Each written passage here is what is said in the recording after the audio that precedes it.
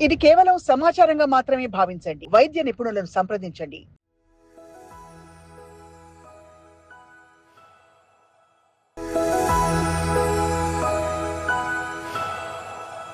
Enjoyment అనంగానే ముందొచ్చేదేంటంటే హాయిగా ఇవి తెచ్చుకొని తిందాం ఇవాళ అనే ఒక మోడ్‌కొచ్చేసిద్ది లైఫ్. సో, మరి దైనందిన జీవితంలో మరి ఎంజాయ్‌మెంట్ పిల్లల్ని ఎలా మనం ఇన్వాల్వ్ చేసి వాళ్ళని మీరు చెప్తున్న మంచి ఫుడ్స్‌కి where there is a will there is a way. మనసుంటే మార్గం ఉంటుందండి. ఇవాళ సరే ఒకప్పట్లా ఇంట్లో కూర్చొని చేసే టైము, ఓపిక అందరికీ లేకపోవచ్చు నేను ఒప్పుకుంటున్నాను. దానికంటూ ఒక చిన్న ఇండస్ట్రీ లాగా చిన్న కుటీర పరిశ్రమలు హోమ్ మేడ్ ఫుడ్స్ వస్తున్నాయి. వాటిలో ఇవాళ రేపు కొన్నిట్లో మంచి ఆహార పదార్థాలతో రుచికరమైనవి తయారు చేస్తున్నారు. ఉదాహరణకి వేరుశనగ చిక్కీ. పిల్లలకి ఎదిగే వయసులో కాల్షియం అవసరాలు చాలా ఎక్కువగా అవసరం అవుతుందండి. మీరు ఎప్పుడైతే ఈ బుసబుస పొంగే పానీయాలు, ఈ కూల్ డ్రింక్స్ అంటారు కదా! దాన్ని తాగుతారో అది శరీరంలోకెళ్ళి న్యూట్రలైజ్ కావడం కోసం ఎముకల్లో ఉన్న కాల్షియంని పీల్చేస్తుంది. అందుకే చూడండి గ్రామీణ ప్రాంతాల్లో మొన్నటి దాకా కూడా పిల్లలు కాస్త ఎత్తైన మరీ ఎత్తు కాకపోయినా అంత ఎత్తు ఒక 5, 6 అడుగుల చెట్టు నుంచి కింద పడినా దులుపుకొని వెళ్ళిపోయేవాళ్ళు. ఇప్పుడు నడుస్తూ, నడుస్తూ ఫ్లోర్ పైన కాలు జారితే పాపం పెద్ద కాస్ట్ వారం, 20 రోజుల చేసుకోవాల్సొస్తది. పాటు బ్యాండేజ్‌లతో దీంతో వస్తున్నారు. అంటే బోన్స్ బ్రిటిల్ అయిపోతున్నాయి. బోన్ స్ట్రెంగ్త్ తగ్గిపోతుంది. బోన్ స్ట్రెంగ్త్ అనేది చాలా ముఖ్యమండి.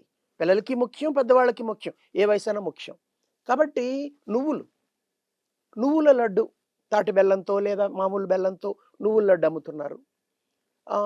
అలాగే మిల్లెట్స్‌తో రకరకాల స్వీట్సు, మురుకులు ఇవన్నీ అమ్ముతున్నారు. మనం తల్లిదండ్రులు గనక డైనింగ్ టేబుల్ పైన ఇలాంటి వస్తువులు పెట్టారనుకోండి, సాయంకాలం ఇంటి నుంచి వచ్చిందో దాన్ని తింటారు కదా వాళ్ళు. అంతే కదా! పిల్లలకి తినాలనిపిస్తుందండి. ఎదిగే వయసులో బాగా వాళ్ళకి ఈ అపెటైట్ ఎక్కువ. ఎక్కువ తినాలనిపిస్తుంది. మనం వాళ్ళని ఐస్ క్రీములు, చాక్లెట్‌లు ఇవి కొంచెం ఒక స్థాయి అండి. అంత బ్యాడ్ గాదు ఐస్ క్రీమ్. బట్ ఎక్కువగా తింటే సమస్య. అంతకంటే మించి ఈ బుసబుస పొంగే డ్రింక్సు, ఈ ప్యాకెట్‌లలో వచ్చే పొటాటో చిప్సు ఇంకా రకరకాలొచ్చేస్తున్నాయి ఇప్పుడు. వీటిని గనక అలవాటు చేస్తే ఇక వాళ్ళ ఆరోగ్యం దెబ్బతింటుంది.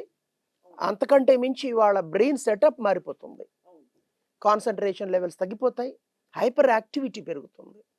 ఒక్క నింపాదిగా కూర్చోరండి ఒకసారి. ఏడీహెచ్‌డీ లాంటి సమస్యలు రావడానికి కూడా ఈ ఫుడ్స్ చాలా వరకు కారణం అని కొన్ని స్టడీస్ అవునండి. చెప్తున్నాయి కదా సార్. మీరు గమనించండి. ఒకప్పుడు 13, 14, 15 సంవత్సరాల వయసులో ప్యూబర్టీ ఏజ్ అమ్మాయిలు రజస్వలయ్యేవారు.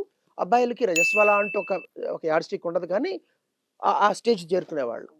ఇప్పుడండి దారుణాతి దారుణంగా 4 తరగతి అమ్మాయిలండి 8 ఏళ్ల వయస్సు, 9 ఏళ్ల వయస్సు, 10కి అయిపోతున్నారు. కొంతమంది ఇది ఏదో ఎవల్యూషనరీ ప్రాసెస్‌లో మంచి ఫుడ్ తీసుకోవడం వల్ల వస్తున్న మార్పులు అనుకుంటున్నారు. కాదండి. No doubt. పిల్లలు గతంతో పోలిస్తే కాస్త బాగా ఎదుగుతున్నారు. బాగా శరీర సౌష్ఠవం ఉంటుంది చాలా మట్టుకి.